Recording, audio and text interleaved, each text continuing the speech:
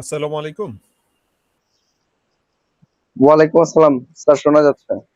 আচ্ছা, very good. আপনারা কেমন আছেন সবাই? স্যার, আলহামদুলিল্লাহ ভালো আছি। আলহামদুলিল্লাহ। আচ্ছা, আমরা ক্লাসটা স্যার, শুরু আমাদের করি। মিডের খাতাগুলো কি আসলে দেখা হয়েছে? হ্যাঁ, আপনাদের মিডের খাতা দেখা হয়েছে। আমরা শুক্রবারে ইনশাল্লাহ আপনাদের গ্রেডটা শেয়ার করব ইনশাল্লাহ। হ্যাঁ, ওকে। ঠিক আছে। আর আপনাদের মধ্যে যারা স্ক্রিপ্ট দেখতে আগ্রহী তারা অবশ্যই শুক্রবারে অ্যাটেন্ড থাকবেন। আমি শুক্রবারে যারা দেখতে চান আমার অফিসে আমি তাদেরকে দেখাবো ইনশাল্লাহ। হ্যাঁ, ঠিক আছে।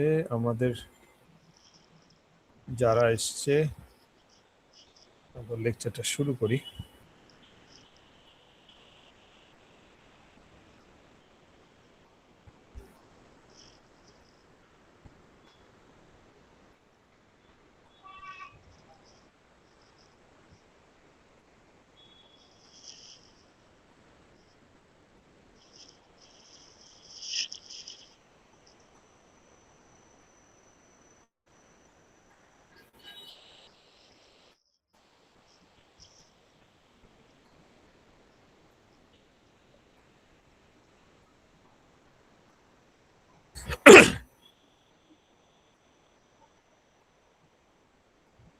ওকে, বিসমিল্লাহির রহমানির রহিম। আজকে আমরা মিডের পরে বোধহয় প্রথম ক্লাস করছি। তো আমরা আজকে যে বিষয় নিয়ে কথা বলবো that is least square method নিয়ে কথা বলবো এবং why this is important, what is the purpose, আমরা কিছু এক্সাম্পল করার চেষ্টা করব। So today's topic is on the least square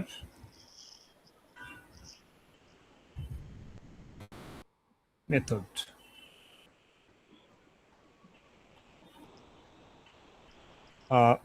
নামটা এমন কেন সেটা ব্যাখ্যা আমরা দিব। লিস্ট মানে হচ্ছে কম, স্কোয়ার মানে আমরা বুঝি স্কোয়ার অফ সামথিং, মেথড মানে একটা ধরন বা প্রণালী যার মাধ্যমে আমরা এই জিনিসটা অ্যাচিভ করব। আমাদের কাজটা কি, what we are trying to do here. আমরা যদি একটা ইন জেনারেল এক্সাম্পল চিন্তা করি সেটা হচ্ছে এরকম যে লেটস সে আমাদের একটা সার্কিট, সেই সার্কিটে আমরা যদি এইভাবে চিন্তা করি, আচ্ছা রেজিস্টার, আরো একটা রেজিস্টার আমরা দিলাম, আর এইখানে আমাদের ডিসি ব্যাটারি আমরা দিলাম। ব্যাটারিটাকে আমরা চেঞ্জ করতে পারি voltage. This is R1 and this is ভালো, R2. আন্তরিক আছে। এখন আমাদের এই সার্কিটের মধ্যে থেকে আমাদের কি যাবে, এখান থেকে কারেন্ট প্রবাহিত হবে। So there is a loop current and this is our supply voltage. এখন আমরা একটা তো সূত্র জানি যে V is equals to IR. এখন এইখানটাতে যদি আমরা ধরে নিই ইকুইভ্যালেন্ট রেজিস্ট্যান্স, সেটা দুইটা সিরিজে, তাহলে আমরা যদি বলছি I R1 plus R2, so VS is equals to this, এটা নিয়ে কোনো প্রবলেম নেই। এখন আমরা যদি দিস ইজ কার্শস ওহমস লটাকে আমরা প্রুফ করতে চাই। এখানে ওহমস লটা যদি আমরা প্রুফ করতে চাই, দ্যাট মিনস আমরা এইটা বলার চেষ্টা করতে চাই যে ভি এবং আই এই দুইটা যদি আমরা জানি তাহলে অবশ্যই আমরা আর এর ভ্যালুটা বের করতে পারবো। অ্যান্ড ভি এবং আই যদি আমরা রিপ্রেজেন্ট করি তাহলে আর এর ভ্যালুটা বের করতে পারবো। এবং ব্যাপারটা এরকম দাঁড়ায়, খেয়াল করবেন যে যখন আমাদের ভোল্টেজ ক্লাসটা রেকর্ড খুব হচ্ছে। কম, ভোল্টেজ যখন খুব কম থাকবে তখন কারেন্টের ভ্যালুও কি থাকবে, তাহলে খুব কম থাকবে। তো এটা হচ্ছে আমাদের কারেন্ট আই, আর এটা হচ্ছে আমাদের voltage, supply voltage. Supply voltage আমি খুব কম দিলাম, তাহলে কারেন্টটাও আমি কম পেলাম। সাপ্লাই ভোল্টেজ বাড়িয়ে দিলাম, তাহলে কারেন্ট বেড়ে গেল। সাপ্লাই ভোল্টেজ যদি আরো বাড়িয়ে দিই, কারেন্ট আরো বেড়ে যাবে। এবং আমরা এটা বলতে পারি যে এইটা এমনই হবে, একদম একটা স্ট্রেট লাইন এইভাবে হওয়ার কথা, যেখানে দিস রেট অফ চেঞ্জ, এটা হচ্ছে rate of change. Rate of change বলতে কি, আমাদের ভোল্টেজ বাড়ানোর সাথে সাথে কারেন্ট কতটুকু বেড়ে যাচ্ছে, এই যে রেট অফ চেঞ্জ, এই রেট অফ চেঞ্জটাকেই বলা হয় আমাদের R. R is the rate of change of voltage over the current or current over the voltage. তার মানে আমরা একটা এক্সপেরিমেন্টের মধ্য দিয়ে আমরা যদি কোনো রেজিস্ট্যান্স বের করতে চাই কোনো একটা সার্কিটের, তাহলে আমাদের যদি ভোল্টেজ এবং কারেন্টের প্লট থাকে, সেখান থেকে আমরা রেজিস্ট্যান্সটা বের করতে পারি। এই সার্কিটের জন্য এই লাইনটা সবসময় আমাদের এই সেন্ট্রাল একেবারে 0 পয়েন্ট থেকেই যাবে। 0 পয়েন্ট থেকে যাবে আমি কিভাবে বুঝলাম, খেয়াল করে দেখেন যে যখন আমার ভোল্টেজ 0, অফকোর্স কারেন্ট 0 হবে, এতে কোনো সন্দেহ নেই। আমার যদি ভি সাপ্লাই ভোল্টেজ 0 হয়, তাহলে অফকোর্স কারেন্ট কি হবে, 0ই হবে। তাহলে সেই 0 পয়েন্টটা কোথায়, সেই 0 পয়েন্টটা এখান থেকেই সবসময়ের জন্য শুরু হবে। এরপরে আমরা যে কোনো 2টা বা 3টা পয়েন্ট নিয়ে আমরা একটা স্ট্রেট লাইন যদি ড্র করি, সেই স্ট্রেট লাইনের রেট অফ চেঞ্জ সেটাই হচ্ছে আমাদের আর। কিন্তু প্র্যাকটিক্যালি যদি আমরা এই কাজটা করতে যাই, আপনি যদি নিশ্চয়ই আপনারা ল্যাবে এই কাজটা করেছেন, প্র্যাকটিক্যালি যদি আমরা এই কাজটা করতে যাই, তাহলে একটু ভিন্ন রকম ব্যাপার ঘটে।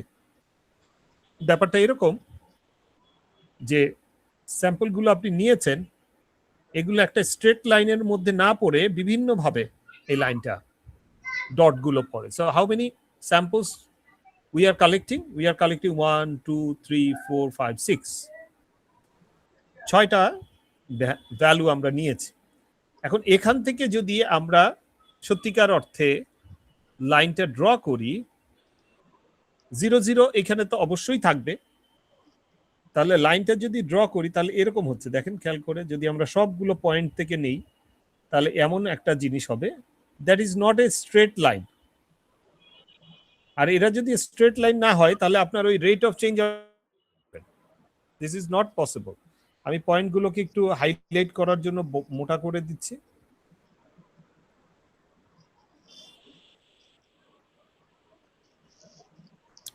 এখন এখান থেকে আমরা আমাদের কি করার প্রয়োজন, আমাদের একটা স্ট্রেট লাইন এইভাবে ড্র করে নিতে হবে, যাতে করে সে বেস্ট একটা আউটপুট আমাদেরকে দিতে পারে। এখন এই যে বেস্ট আউটপুটের কথা যে আমরা বলছি, সেটা আসলে কিভাবে সম্ভব, আমরা প্রথমে আমাদের থিওরিটা বোঝার চেষ্টা করছি। সো এইখানে হচ্ছে ভি আর এইখানে হচ্ছে আই। এখন আমরা কয়েকটা পয়েন্ট একটু বাড়তিভাবে এদিক ওদিক নেওয়ার চেষ্টা করছি, যাতে আমরা বুঝতে পারি ব্যাপারটা।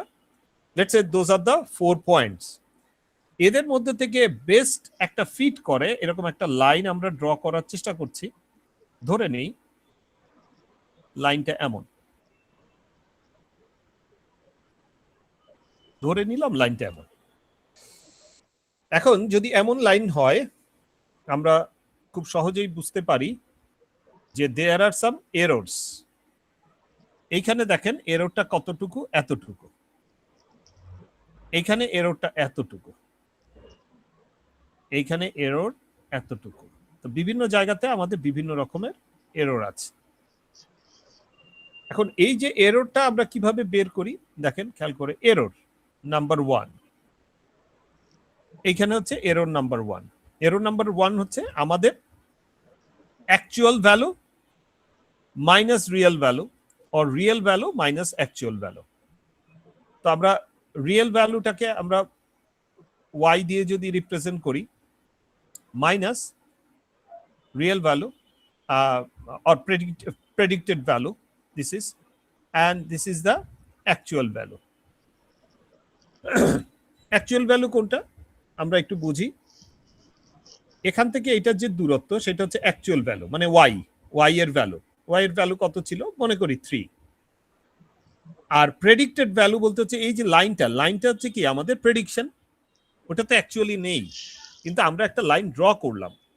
সো লাইনটাকে যে আমরা ড্র করলাম সেইখানে এর ভ্যালুটা আমরা কত পেয়েছিলাম, যদি আমরা এরকম ধরে নিই 4 কতটুকু, এইটুকু হচ্ছে 4। সো এইখানে আমরা বলতে পারি this is a predicted 4 minus 3 is the actual. তাহলে আমার এররটা কতটুকু, দিস ইজ 1। ঠিক একইভাবে যদি আমরা এখানে চিন্তা করি অ্যাকচুয়াল ভ্যালু কতখানি, অ্যাকচুয়াল ভ্যালু ধরে নিলাম এখানে 7, আর প্রেডিক্টেড ভ্যালু কতখানি সেটা ধরে নিলাম 5। সো আমরা predicted value 7, predicted value 5 minus 7, তাহলে আমরা কত পাচ্ছি, -2। দিস ইজ এরর 2, এটা হচ্ছে আমার এরর 2। এভাবে আমরা বুঝতে পারি this is error 3 and this is error 4। আমরা কিভাবে বের করব? এখন প্রত্যেকটা জায়গাতে তো এরর আছে, আমরা র্যান্ডমলি এই বোঝার জন্য আমরা বললাম যে এরর গুলোকে আমি এখানে লিখলাম। এরর একটা ছিল 1, একটা -2, এইটাকে আমি দিয়ে দিই লেটস সে 3, সো পজিটিভ 3, আর এইটাকে আবার আমি -2। সো কয়টা এরর আমরা পেলাম, E1, E2, E3, E4। আমরা তো বুঝতেই পারি যে এই এরর গুলো যদি কমে যায় তাহলে আমাদের জন্য ভালো। এখন এই কমাটা বলতে কি রকম, এই এরর গুলোকে দেখেন, যদি আমরা সব এররকে আমরা যোগ করি তাহলে আসলে আমরা কত পাবো। যদি সবগুলো এররকে আমরা যোগ করি তাহলে 3 আকে 4, 4 মাইনাস 4, তাহলে আমরা কিন্তু পাচ্ছি কত এরর, খেয়াল করে দেখেন, দ্যাট ইজ 0। আশা করি আপনারা বুঝতে পারছেন। সো এরর কিন্তু আমরা 0 পাচ্ছি, তার মানে কি এরর নাই, কিন্তু এরর তো আছে। এখন তো এটা একটা সমস্যা হয়ে গেল। তখন ম্যাথমেটিশিয়ান কি করা শুরু করলো, যে আমি এররটাকে স্কোয়ার করে দিব। এররটাকে যদি আপনি স্কোয়ার করেন তাহলে E1 square, E2 square, E3 square, E4 square, square যদি করেন আপনি ভালোভাবেই বুঝতে পারছেন 1 কে স্কোয়ার করলে কত হবে 1, 2 -2 কে স্কোয়ার করলে কত হবে 4, 3 কে স্কোয়ার করলে কত হবে 6, -2 কে স্কোয়ার করলে 4। এখন এদেরকে আপনি যোগ করেন, যোগ করলে কত হবে 4 আর 6 10, 14 15, দেখেন আপনি 15 পেয়ে যাচ্ছেন। তো 15 একটা বড় number, and this is the error. তার মানে আমরা এররটাকে জাস্ট যদি যোগ করি তাহলে আমরা যে রেজাল্টটা পাবো সেই রেজাল্টটা মাঝে মাঝে আমাদেরকে ভুলভাবে ব্যাখ্যা দিতে পারে। এখানে এরর দেখাচ্ছে 0, তো 0 তো এরর যদি বলে তাহলে তার মানে হচ্ছে আমাদের এই যে প্রেডিক্টেড লাইন সবগুলো ওই পয়েন্টের উপর দিয়ে যাওয়ার কথা ছিল, কোনো এরর থাকার কথা ছিল না, কিন্তু আসলে আমাদের এরর আছে। সো কোনোটা পজিটিভ কোনোটা নেগেটিভ, যার জন্য আমরা এটার স্কোয়ার করে ফেলি যাতে করে সবগুলো পজিটিভ চলে আসে, নেগেটিভটা পজিটিভ, পজিটিভ নেগেটিভ। এখন তখন এসে দেখলাম আমরা এটা 15 আমরা পেলাম। এখন এই 15 যদি আমরা পাই, এতে তো আমি সন্তুষ্ট না। আমি এই লাইনটাকে এখন এমন ভাবে সরানোর চেষ্টা করব যাতে করে এই ভ্যালুটা কমে যায়, এররটা মিনিমাইজড করা যায়। এখন সেইটা কিভাবে করা সম্ভব, অফকোর্স আমাদের এই এররটাকে কমাতে হবে। তার জন্য আমরা জাস্ট র্যান্ডমলি কয়েকটা লাইন যদি এইভাবে ড্র করি, আমি একটা ব্ল্যাক নেই, মনে করেন আপনি এখন লাইনটা এইভাবে নিলেন, এইভাবে নিয়ে কি করলেন, আপনি আবার এরর ক্যালকুলেট করলেন, তারপরে আপনি এইভাবে একটা লাইন নিলেন, আবার এরর ক্যালকুলেট করলেন, দেখলেন যে না এখনো কমলো না, তাহলে অন্যভাবে আরো নেওয়া যেতে পারে, এরকম ভাবে আমরা নিতে পারি। তো নিয়ে আমাদেরকে দেখতে হবে যে কোন লাইনটা সব থেকে বেশি পরিমাণে এই এররটাকে মিনিমাইজ করে। কোন এররটা বলেন? Square error. এবং যেহেতু স্কোয়ারটাকে সে কমিয়ে দিবে, সেই জন্য এই মেথডটাকে বলা হয়, এবার আমরা নামটাতে চলে যাই, লিস্ট। লিস্ট মানে হচ্ছে সব থেকে কম, স্কোয়ারস। কেউ যদি বলে লিস্ট স্কোয়ারস এরর মেথড, তাতেও সমস্যা নেই, মানে লিস্ট স্কোয়ার মেথড এই কারণে বলা হয়। কাদের মধ্যে এই লিস্ট স্কোয়ার করা হবে? আমার অ্যাকচুয়াল ভ্যালু এবং প্রেডিক্টেড ভ্যালু, এদের মধ্যে যে দূরত্ব, সেটার লিস্ট স্কোয়ার করে তাকে আমরা বের করব। উদ্দেশ্যটা কি? আবারও আমি একটু বলি, আমাদের যদি কোনো এরকম predicted, these are the actual value, ভালো করে মনে রাখবেন, these are the actual number, তারকার ভোল্টেজ এবং কারেন্টের, এইভাবেই ধরেন। এখন আমি এখান থেকে আমরা একটা লাইন, সবসময় এরকম না যে একেবারে জিরো থেকে যাবে, ধরে নিচে এরকম একটা সিচুয়েশন যেখানে আমাদের বেস্ট পসিবল ফিট লাইনটা আমার এরকম ভাবে যাবে। যদি তাই হয়, এরপরে আমি বের করার চেষ্টা করবো এই এরর কতখানি। এখানে একেবারেই নাই, এখানে নাই, এখানেও নাই, এখানে দুইটা এরর আছে। তাহলে এই দুইটা যদি থাকে, তাহলে ওইটাকে কমানোর জন্য আমি একটু ডিফারেন্ট ওয়েতে লাইনটা নিশ্চয়ই ড্র করব। এইভাবে করে আমার বেস্ট পসিবল যে এররটা আমি বের করব, তার মানে কি E square sum of the E square, এটা মানে সাম। কতগুলো ই স্কোয়ার এখানে আছে? আমার যতগুলো স্যাম্পল, কতগুলো স্যাম্পল ছিল? 1 2 3 4 5, তাহলে n ইকুয়ালস টু 1 to 5, মানে প্রত্যেকটা স্যাম্পলের জন্য যে এরর এসেছিল তাদের সবার সামেশন, এই সামেশনটা যখন সব থেকে কম হবে, is very close two zero, যত কম আমরা করতে পারি, জিরোর কাছাকাছি যদি নিয়ে যেতে পারি, তাহলে আমাদের লাইনটা বেস্ট ফিট করে যাবে। এখন ম্যাথমেটিশিয়ানরা তো আর এই পর্যন্ত বসে থাকবে না, তারা কি করলো, একটা সূত্র তৈরি করলো। নানানভাবে এটাকে প্রেজেন্ট করা সম্ভব। আমরা যে কোনো একটা প্রসেস নিয়ে এখানে কথা বলবো। তো আমি একটা এক্সাম্পল এখানে করব। সো এক্সাম্পলের মাধ্যমে আমরা পুরা সিচুয়েশনটা বোঝার চেষ্টা করব। এক্সাম্পলে এইভাবে আমাদের হয়তো বা দেওয়া থাকবে জিনিসগুলো, আমরা একটা টেবল আকারে জিনিসগুলো পাই। সো এখানে আমাদের এক্স এবং এইখানে ওয়াই, এই এক্স ওয়াই দিয়ে আপনারা সবসময় ফিল করবেন যে আমরা এক্স এক্সিস এবং ওয়াই এক্সিস কে মিন করছি, ঠিক আছে? আমরা এটা মুছে দেই। তাহলে এক্স এর ভ্যালু দেওয়া আছে, most of the case x এর ভ্যালু গুলো লিনিয়ারলি দেওয়া থাকতে পারে, 1 2 3 4 5 এইভাবে দেওয়া আছে।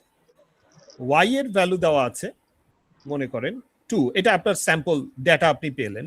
2, for 2 you got 4, for 3 you got 5, for 4 you got 4, and for 5 you got 5. এগুলো সবই ধরে নেন আপনার এক্সপেরিমেন্টের এক একটা ডেটা। আমাদের কাছে শুধুমাত্র এই জিনিসটাই দেয়া আছে। এখন বাকি যা যা আমরা করব সবকিছু এই ভ্যালুর উপরে বেস করে আমরা করব। তো আমরা এইখানে এই দুইটা জিনিসকে একটু সেপারেট করে ফেলি। এখন এইখানে আমরা বের করতে চাই এক্স বার, এটা মানে হচ্ছে এক্স এর মিন। মিন মানে কি? Average value. তাহলে অ্যাভারেজ ভ্যালু কত? এখানে অ্যাভারেজ ভ্যালু হবে হচ্ছে 1 plus 2 plus 3 plus 4 plus 5 divided by কতগুলো নাম্বার আমাদের? 5টা। তাহলে আমার 5 আর 4 9, 10 11 12 13 14 15, 15 ভাগ 5 সমান 3। 3 হচ্ছে আমার অ্যাভারেজ ভ্যালু। আমরা বুঝতে পারলাম আশা করি। ঠিক একইভাবে ওয়াই এর অ্যাভারেজ আমরা বের করব। জি, কেউ একজন হাত তুলেছেন। অন্তর দাস, হ্যাঁ জি স্যার, বলতেছিলাম যে আমাদের এই যে এটা করতেছি, আমরা তো এটার পিডিএফ পাইনি, তো এটার কোশ্চেনটা কি যদি আগে এটা জানতাম যে আসলে প্রশ্ন কি আর আমরা যেটা উত্তর করতেছি এটা তার উত্তর। আচ্ছা ঠিক আছে। কোশ্চেন তো পরে জানবেন, যখন আপনি আগে তো ব্যাপারটা বুঝতে হবে, তারপরে কোশ্চেন বললে আপনি বুঝতে পারবেন, তার আগে কোশ্চেন বললে বুঝতে পারবেন না। আমি লেকচারটা শেষ করার পরে আপনাকে কোশ্চেনটা বলবো যে কোশ্চেনের ধরন এমন আসতে পারে এবং আপনার কাছে কি চাওয়া হবে। আগে তো আমার পদ্ধতিটা আপনাকে বুঝতে হবে, না হলে আপনি বুঝতে পারবেন না যে আমি কি কোশ্চেন চাচ্ছি। ঠিক আছে, ওইটা আপনার জিনিসটা আমি মাথায় রাখলাম। At the end of the lecture I will let you know. Okay okay sir. মনোযোগ দিয়ে এটা দেখেন ইনশাল্লাহ। সো ওয়াই বার মানে হচ্ছে অ্যাভারেজ। আবার অ্যাভারেজ আমরা করি 2 + 4 + 5 + 4 + 5, এই অ্যাভারেজ ডিভাইডেড বাই 5। এটা অ্যাভারেজ করলে যোগ করে দেখবেন আমরা এটা 4 পাই। এটা কি নিচ্ছি, কেন নিচ্ছি, আমাদের উদ্দেশ্যগুলো কিন্তু আমরা আগে বলে এসছি। আমাদের মেইন উদ্দেশ্যটা কি, আমাদের এরকম র্যান্ডম কিছু পয়েন্টস যদি থাকে, পয়েন্টের মধ্যে বেস্ট ফিট লাইনটা আমাকে ড্র করতে হবে। এখন বেস্ট ফিট লাইনটা ড্র করে আপনি কি করবেন, এটা তো আপনাদের মধ্যে কোশ্চেন থাকতে পারে, স্যার আমি বেস্ট ফিট লাইনটা করলাম, এটা দিয়ে আমি কি করব? ওই যে আমি বললাম যে একটা উদাহরণ দিলাম যে আমার রেজিস্ট্যান্স কত, এটা বের করার জন্য আমার এই লাইনটা আগে ড্র করে তার রেট অফ চেঞ্জ আমি বের করলেই রেজিস্ট্যান্সটা বের করতে পারবো। এটা ছিল একটা। দ্বিতীয় যদি আমি বলি, দেখেন আপনার স্যাম্পল দেওয়া আছে কিন্তু এইসব জায়গাতে ধরে নেন, কিন্তু আপনি কোনো আননোন একটা পয়েন্ট, এই পয়েন্টগুলোর জন্য এই স্যাম্পল দেওয়া আছে, ধরে নেন এইখানে একটা পয়েন্ট, কিন্তু আপনি এই জায়গাতে ডেটা বের করতে চাচ্ছেন, এই জায়গাতে ভ্যালুটা কত, এইখানটাতে what is the value at this point, এই জায়গাতে ভ্যালু কত। যদি লাইনটা আপনি ড্র করতে পারেন, আপনি এখানে জিনিসটাকে প্রেডিক্ট করতে পারবেন। What is the prediction, predict করতে পারবেন।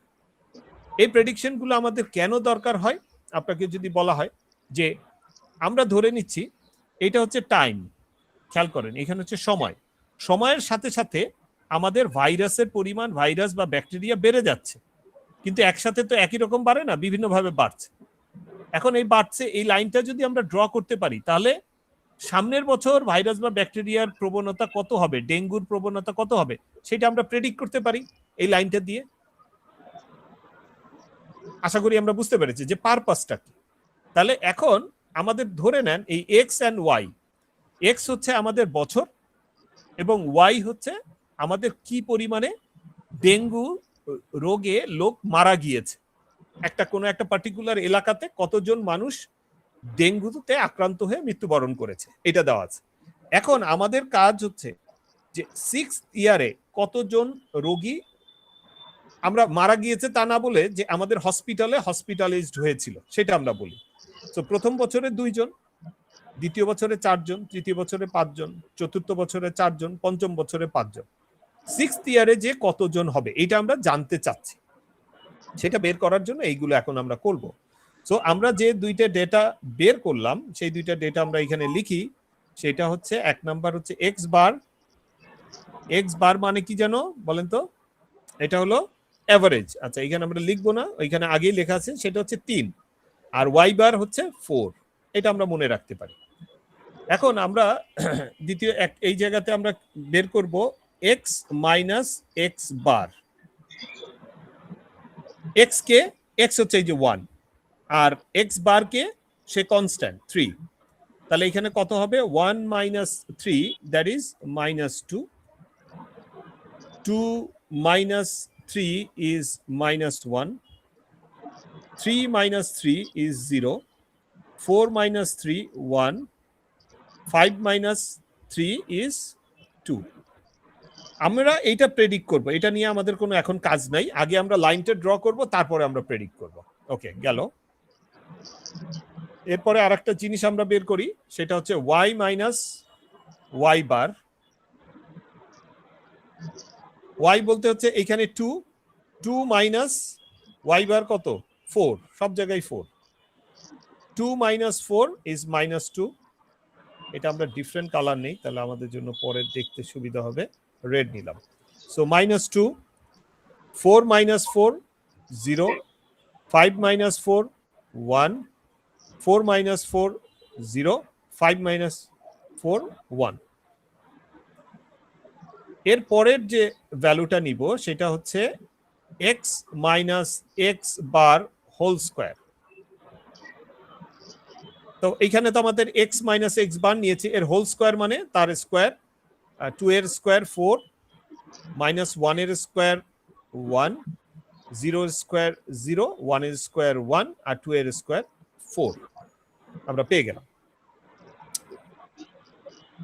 এটা পাওয়ার পরে আমরা আরেকটা জিনিস বের করব, সেটা হচ্ছে X minus x bar into Y minus Y bar. এটা আমরা খুব সহজেই বের করতে পারি, মানে এক্স মাইনাস এক্স বার হচ্ছে এইটা এবং ওয়াই মাইনাস ওয়াই বার এইটা, এই দুইটাকে মাল্টিপ্লাই করি। সো মাল্টিপ্লাই করলে আপনারা করলেই পাচ্ছেন 4 0 0 0 এন্ড শেষেরটা পাচ্ছি আমরা 2।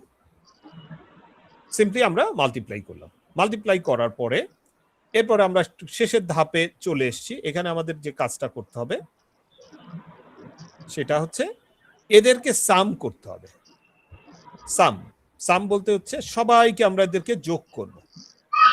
So summation of x minus x bar whole square, এটাকে যদি আমরা সাম করি আমরা কত পাচ্ছি, আপনারা যোগ করবেন 4 4 8 9 10, এক্স্যাক্টলি 10। ঠিক একইভাবে এই অংশটাকেও আমরা সাম করব, সবাইকে সাম করব। So summation of x minus x bar Y minus Y bar, এটাকে যদি সাম করা হয় তাহলে আমরা 4 আর 2 6 পাচ্ছি। তাহলে এই নাম্বারগুলো আমরা আমাদের কাছে রাখলাম। এখন কি করছি, কেন করছি, এটা আমাদেরকে বুঝতে হবে। এখন আমরা যে একটা স্ট্রেট লাইন ড্র করতে চাই, সেই স্ট্রেট লাইনের ফর্মুলা হচ্ছে y is equals to mx plus c। এটা হচ্ছে স্ট্রেট লাইনের, যে কোনো স্ট্রেট লাইনের সমীকরণ, আপনারা হয়তো এটা জানেন আগের থেকেই। তার মানে হচ্ছে খেয়াল করেন, আমার যদি এইখানে একটা এই স্ট্রেট লাইন থাকে, স্ট্রেট লাইনের দুইটা ইনফরমেশন আমার দরকার। একটা হচ্ছে তার ঢাল কত, that is m, this is called tangent. এবং এই সি হচ্ছে আমার ওয়াই এক্সিসে কোন পয়েন্টে সে হিট করলো, কোন পয়েন্টে সে হিট করেছে। খেয়াল করে দেখেন, যদি এই পয়েন্টের ভ্যালু হয় 0 3, তার মানে হচ্ছে এক্স এর ভ্যালু 0, ওয়াই এর ভ্যালু কত 3, তাহলে এই সি এর ভ্যালু হচ্ছে আমাদের 3। তার মানে এই লাইনটা ওয়াই এক্সিসে যেখানে হিট করে সেইটার যে ভ্যালু, এই ভ্যালুটাই হচ্ছে আমাদের সি, 1 নাম্বার। তাহলে এটা আমাদেরকে জানতে হবে। আর 2 নাম্বার যেটা জানতে হবে, the tangent rate of change. Rate of change এটাকে বলা হয় এম। তাহলে আমাদের মেইন উদ্দেশ্যটা কি, এই স্ট্রেট লাইনটাকে ড্র করা।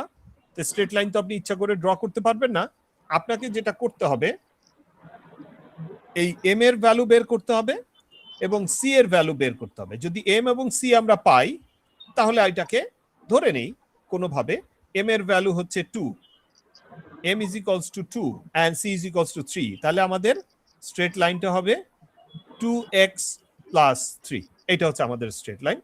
তখন আমরা স্ট্রেট লাইনটা এইভাবে ড্র করে ফেলতে পারি। তো আমাদের এখন উদ্দেশ্যটা কি? আমাদের উদ্দেশ্য হচ্ছে উপরের যে কাজগুলো আমরা করলাম সেখান থেকে আমাদেরকে এম এবং সি বের করতে হবে। তাহলে আমরা বের করি, একটা ফর্মুলা আছে এম এর সরাসরি, m is equals to summation of x minus x bar into y minus y bar divided by x minus x bar whole square and the summation।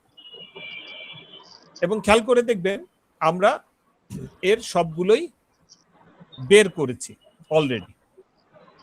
x minus x bar into y minus y bar যদি উপরে যাই আমরা দেখব that is 6, আর x minus x bar whole square তার summation সেটা হচ্ছে 10। তাহলে আমরা এখানে বসাতে পারি, উপরে বসবে 6 আর নিচে বসবে 10, which is equals to 0.6, তাহলে একটা জিনিস আমাদের বের হয়ে গেল। So we got that m is equals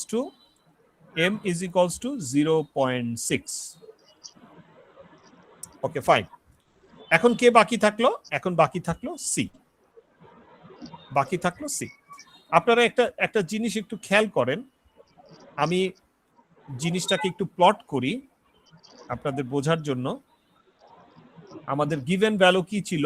x and Y, যেটা আমাদের দেওয়া ছিল এরকম ভাবে, যখন এক্স 1 2 3 4 5 আর এদিকেও এক্স 1 2 সরি ওয়াই 1 2 3 4 5। খেয়াল করেন আমাদের প্রথম ডেটাটা ছিল ওয়াই 1 2, তাহলে এই পয়েন্ট। পরের ডেটাটা ছিল 2 4, এইটা 2 আর 4 কোথায় আসবে? অ্যাপ্রক্সিমেটলি এরকম জায়গাতে 2 4। তারপরটা হচ্ছে 3 5, 3 5 বলতে এই হচ্ছে 3 5, সবই আমি অ্যাপ্রক্সিমেটলি আঁকলাম। তারপরে ছিল 4 4 4 4, তারপরে ছিল 5 5 5 5। এই হচ্ছে আমাদের 5টা স্যাম্পল।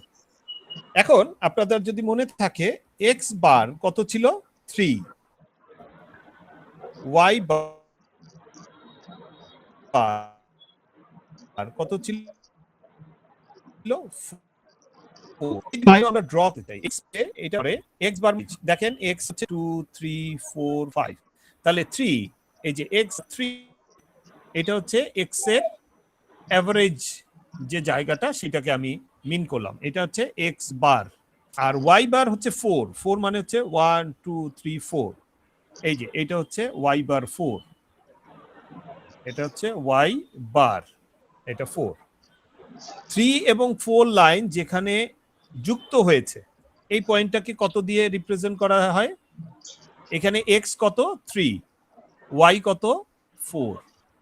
তো আমরা যে স্ট্রেট লাইনটা ড্র করব, সেই স্ট্রেট লাইনটা অবশ্যই এই অ্যাভারেজ পয়েন্টের মধ্যে দিয়ে যাবে, এটা হচ্ছে শর্ত। আমি কথাটা আবার রিপিট করি, যে এখানে আমাদের এক্স মিন, যেটাকে এক্স মিন, এক্স বার, অ্যাভারেজ এক্স এবং অ্যাভারেজ ওয়াই, যে দুইটা লাইন তারা যেখানে ইন্টারসেক্ট করে, সেই পয়েন্ট থেকে অবশ্যই আমাদের স্ট্রেট লাইনটা যাবে। যদি তাই হয়, স্ট্রেট লাইনটা যদি ওই পয়েন্ট থেকে যায়, তাহলে খেয়াল করেন আমাদের ইকুয়েশনটা দাঁড়াবে কি? y is equals to mx plus c।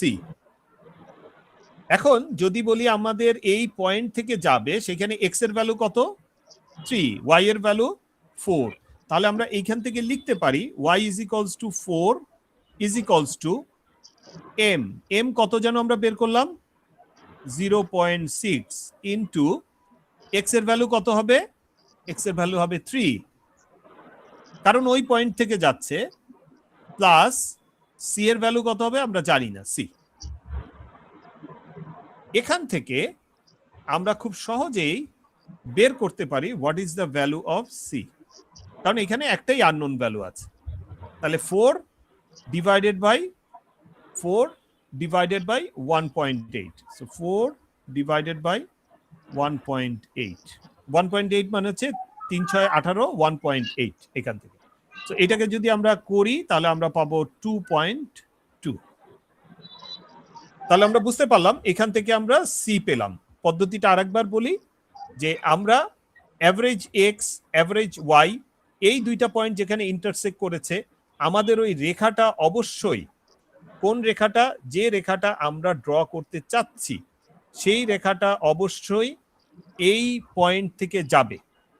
তাহলে এই পয়েন্ট থেকে যাওয়া বলতে আমি জাস্ট আনুমানিক একটা ড্র করি, পরে আপনাদেরকে আরো ডিটেলস আমরা বলবো। আনুমানিক লাইনটা আমরা ড্র করছি, লেটস সে এই পয়েন্ট থেকে অবশ্যই রেখাটাকে যেতে হবে, এটা একটা আমাদের সূত্র। সো এই পয়েন্ট থেকে যদি আমাদের যেতে হয়, তাহলে এই পয়েন্টটা ওই রেখার উপরে একটা বিন্দু, তাহলে এই বিন্দুটা ওই রেখার মধ্যেই আছে, সেই জন্য আমরা x এর ভ্যালু 3 and y এর ভ্যালু 4 বসিয়ে বসাতে পারবো, যেখানে অলরেডি m এর ভ্যালু আমরা বের করেছি। m কিন্তু কনস্ট্যান্ট, একটা স্ট্রেট লাইনের জন্য m ও কনস্ট্যান্ট এবং c ও কনস্ট্যান্ট, ভেরিয়েবল কে x and y। তাহলে এখান থেকে আমরা c এর ভ্যালু পেয়ে গেলাম 2.2। তাই যদি আমরা পাই, এই যে 2.2 মানে কিন্তু এই পয়েন্টটাই হচ্ছে সেই 2.2 যেখানে y লাইনকে সে ইন্টারসেক্ট করেছে 2.2। তাহলে আমরা স্ট্রেট লাইনটা পেয়ে গেলাম। তাহলে আমাদের ইকুয়েশনটা কি দাঁড়ালো? ইকুয়েশনটা ফাইনাল ইকুয়েশন দাঁড়ালো y is equals to m, m মানে কত 0.6 x plus c, c মানে কত 2.2। so that is our final straight line। আপনাদেরকে এইটা বের করতে হবে যখন কিনা আপনার এই ভ্যালুগুলো দেওয়া থাকবে। এই ভ্যালুগুলো যদি দেওয়া থাকে, এই ভ্যালুগুলো কিরকম আমরা বললাম যে এটা হচ্ছে বছর হতে পারে, আর এটা হচ্ছে নাম্বার অফ পেশেন্ট। উল্টাভাবে এটা হতে পারে কারেন্ট ভোল্টেজ, এটা হতে পারে কারেন্ট। সো যেভাবেই দেওয়া থাকুক না কেন, আপনাকে এই স্ট্রেট লাইন এর ইকুয়েশন বের করতে হবে। এখন এই ইকুয়েশন বের করার পরে খেয়াল করেন, আমরা যে জিনিসটা করতে চেয়েছিলাম, আমাদের কোশ্চেন ছিল যে 6th ইয়ারে, ষষ্ঠ বছরে কতগুলো পেশেন্ট আমার ভর্তি হতে পারে, সেটা হচ্ছে এইটা। এটা হচ্ছে আমার প্রেডিকশন। এটা তো আমি জানি না, কারণ এখন আছি আমি 2025-এ। 2026-এ কি হবে এটা তো আমার জানতে গেলে আমাকে প্রেডিক্ট করতে হবে। এখন দেখেন, আমরা এই এক্স এর ভ্যালু তখন কত 6 বসিয়ে ওয়াই এর ভ্যালু আমরা কত পাই সেটা আমরা একটু দেখি। আপনারা ওই ক্যালকুলেশনটা করতে পারেন। 0.6 ইন্টু 6 প্লাস 2.2 কত আসে? 36, সো 3.6 প্লাস 2.2 যোগ করলে কত পাবো আমরা? 5.8। আমরা কি বুঝতে পারলাম কিনা? 5.8। তাহলে এই পয়েন্টটা, এই যে অ্যারো পয়েন্টটা আসলে নির্দেশ করে কি? ওয়াই এর ভ্যালু কত পাচ্ছি আমরা? 5.8। তাহলে আমরা কতজন পেশেন্ট এক্সপেক্ট করছি 6th ইয়ারে? আমরা প্রায় 6 জন পেশেন্ট আমাদের আসতে পারে। এখন যদি আমার হাসপাতালে 4টা বেড থাকে, তাহলে আমাকে আরো 2টা বেডের ব্যবস্থা করে রাখতে হবে, কারণ পেশেন্ট বাড়তে পারে। ব্যাপারটা এরকম। So this is a practical aspect. Practical আসপেক্টে আমার কি কাজ করতে হবে সেটা আমরা এখান থেকে বুঝতে পারবো। তাহলে এখন যদি আমরা বলি, আপনাদেরকে বাংলায় কোশ্চেন করি, আপনারা ইংরেজিতে বোঝেন, আমি আবারও ইংলিশে রিপিট করব। What is least square method? আপনারা লিখতে পারেন, what is least square method. যখন এটা বলা হলো যে লিস্ট স্কোয়ার মেথডটা কি, আমি প্রথমে যে কথাগুলো বললাম সেইটা দিয়ে আপনাকে মেথডটাকে বর্ণনা করতে হবে।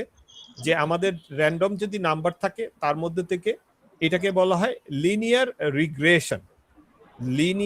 Regression line. এই যে লাইনটা আমরা বললাম এতক্ষণ, যেটা আমরা ড্র করলাম, এটা হচ্ছে লিনিয়ার রিগ্রেশন। লিনিয়ার কেন? এটা হচ্ছে স্ট্রেট লাইন, তাই লিনিয়ার। এটা হচ্ছে, এটাকে বলা হয় রিগ্রেশন লাইন।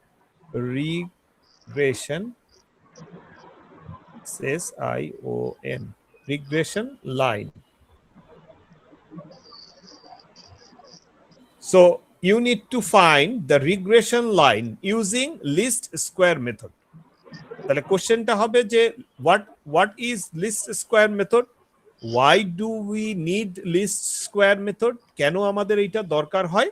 এবং এরপরে কোনো একটা এক্সাম্পল কোশ্চেন থাকলো, সেই কোশ্চেনটা আপনাকে সলভ করতে হবে।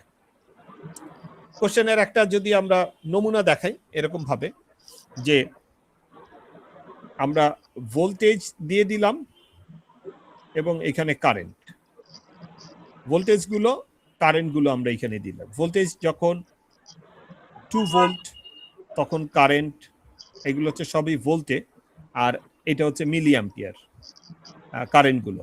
তখন এটা 10 মিলি অ্যাম্পিয়ার। ভোল্টেজ যখন 3, তখন এটা 13। ভোল্টেজ যখন 4 তখন হচ্ছে এটা কত দেয়া যায় 15 ভোল্টেজ যখন 5 তখন এটা 18 ভোল্টেজ যখন 6 তখন লিখছে 21 দেখেন খেয়াল করে তাহলে এইখানে কিন্তু আমরা 2 3 4 5 6 এটা হচ্ছে ভি এবং কারেন্ট কত কে কার উপরে ডিপেন্ডেন্ট এটা কিন্তু আপনাকে বুঝতে হবে এখানে কার উপরে কে ডিপেন্ডেন্ট ভোল্টেজের উপরে কারেন্ট ডিপেন্ডেন্ট তাহলে এই ভোল্টেজ বেসিক্যালি আমার এক্স কে রিপ্রেজেন্ট করে আর কারেন্ট আমাদের ওয়াই কে রিপ্রেজেন্ট করে এটা বুঝতে হবে বোঝার পরে আমরা এই প্লটিংটাও আমরা বুঝতে পারবো তাহলে ভোল্টেজ যখন 2 ভোল্টেজ কারেন্ট তখন 10 ভোল্টেজ যখন 3 কারেন্ট তখন 13 ভোল্টেজ যখন 4 কারেন্ট তখন 15 ভোল্টেজ যখন 5 কারেন্ট তখন 18 ভোল্টেজ যখন 6 তখন 21 ফর এক্সাম্পল এই তাহলে এটা আমাদের এখন এটা তো স্ট্রেট লাইনের মধ্যে পড়েনি এটা একটু এবড়ো থেবড়ো আছে তাহলে আমাদের স্ট্রেট লাইনটা বের করতে হবে তাহলে প্রথমেই আমরা কি করব আমরা রিভিউ করছি ভি বার এটা কত হবে আমাদের যোগ করে বলেন তো একজন ভি বার মানে কি ভি এর মিন বলেন একজন আমাকে বলেন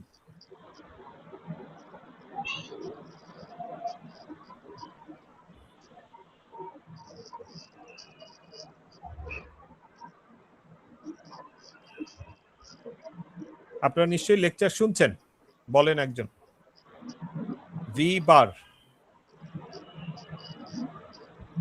বার মানে কি সবগুলোকে যোগ করে যতগুলো স্যাম্পল আছে ওটা দিয়ে ভাগ করব 6 plus 4 10 15 18 19 20 20 divided by 1 2 3 4 5 so this is 4 I bar কত হবে যোগ করব আমরা সবগুলো যোগ করে এগুলোকে আমরা যোগ করব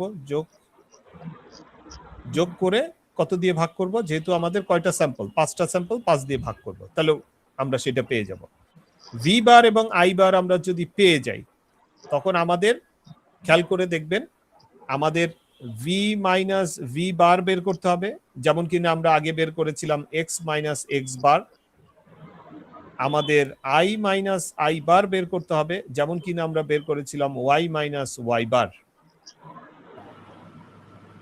এটা বের করার পরে আর দুইটা জিনিস আমাদের বের করতে হবে X minus x bar whole square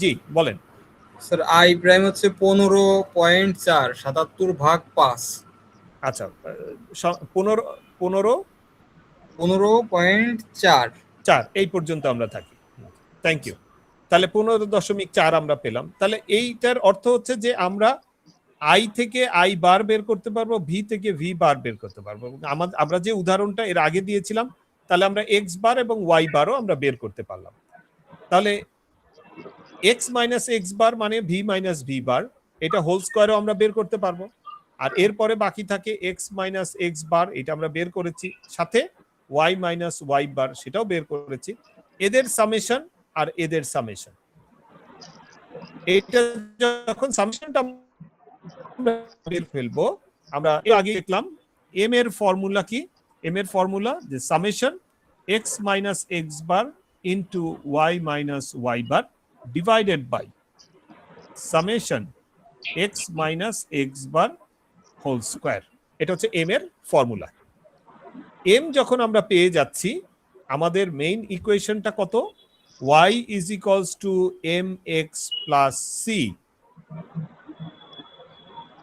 এখন এইখানে একটা ট্রিক্স হচ্ছে m যেহেতু আমরা পেয়ে গিয়েছি আমাকে c বের করতে হবে তাহলে x আর y জানতে হবে এই x y যখন আমি জানবো তখন আসলে এই y মানে y বার আর x মানে x বার কারণ এইটা হচ্ছে মিন ভ্যালু এই দুইটা মিন ভ্যালুর মধ্য দিয়ে যদি আমরা বলি x এর মিন এইটা এবং y এর মিন এইটা তাহলে আমাদের রেখাটা অবশ্যই এই পয়েন্টের মধ্য দিয়ে যেহেতু যাবে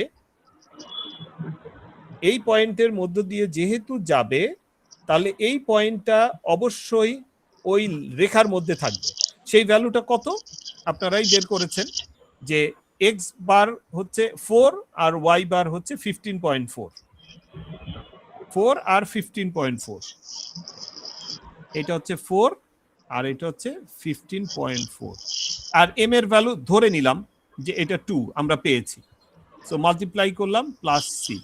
এখান থেকে আমরা এইটাও জানি এইটা জানি, তাহলে আমরা কি সি এর ভ্যালুটা বের করতে পারবো। সি এর ভ্যালু যদি আমরা বের করতে পারি তার অর্থ দাঁড়াচ্ছে আমরা এম বের করে ফেলেছি, আমরা সি বের করে ফেলেছি, তাহলে আমরা y is equals to m x plus c এই রেখাটাও ড্র করতে পারবো। এখন কি আপনাদের কাছে ব্যাপারটা ক্লিয়ার হলো যে কি টাইপের কোশ্চেন আসতে পারে?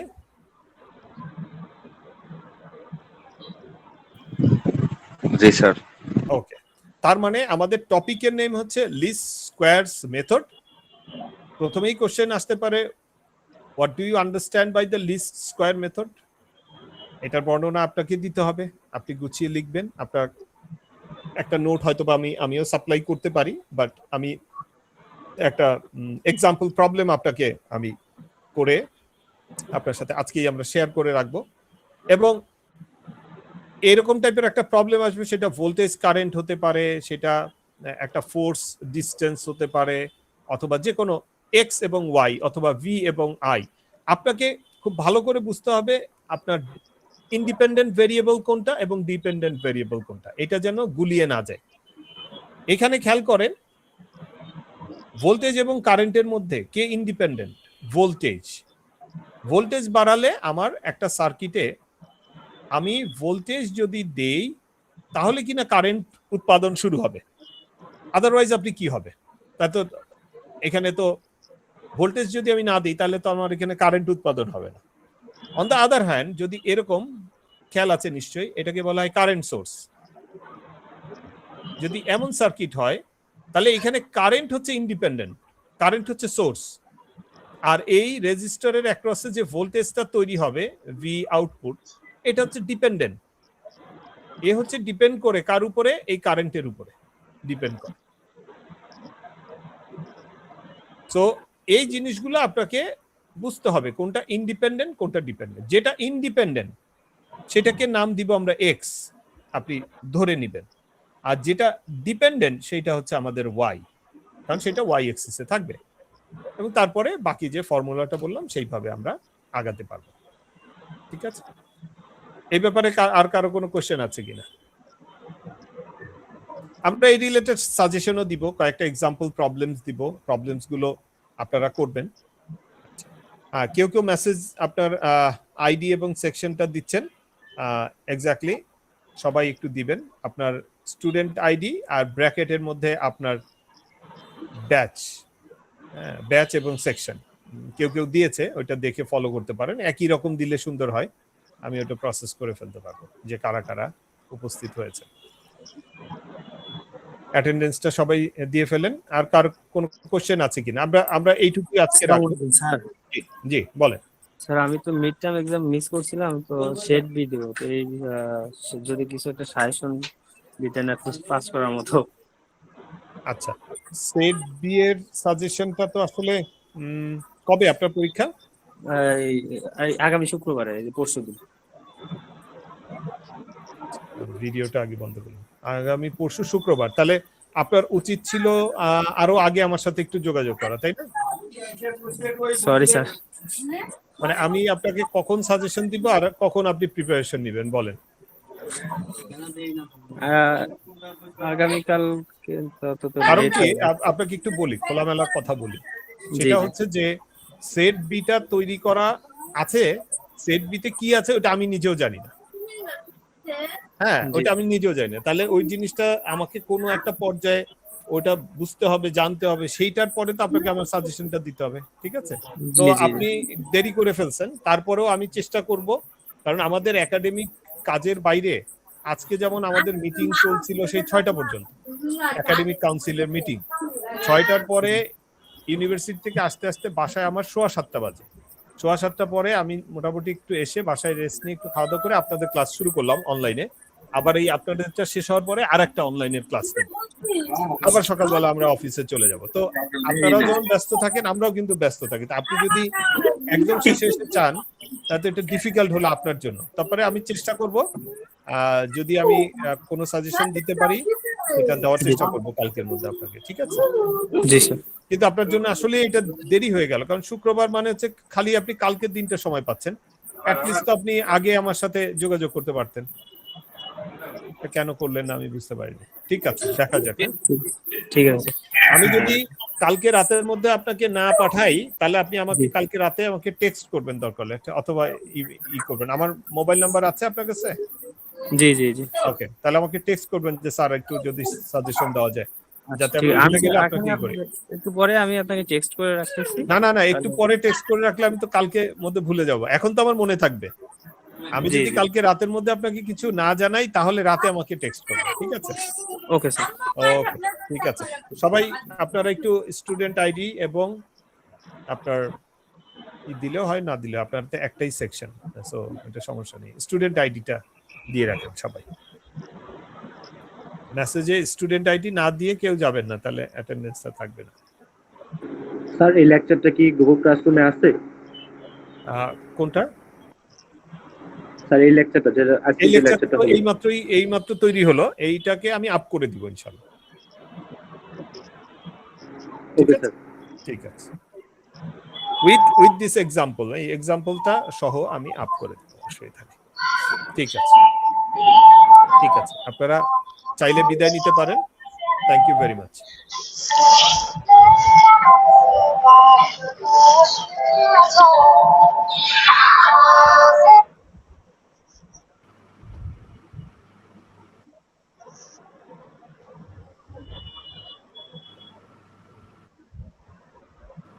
স্যার আমরা এই মিড টার্মে এই সাবজেক্টের রেজাল্টটা কবে পেতে পারি? শুক্রবারে পাবেন। আচ্ছা, আগামী শুক্রবার। হ্যাঁ, ঠিক আছে। ঠিক আছে, থ্যাংক ইউ ভেরি মাচ।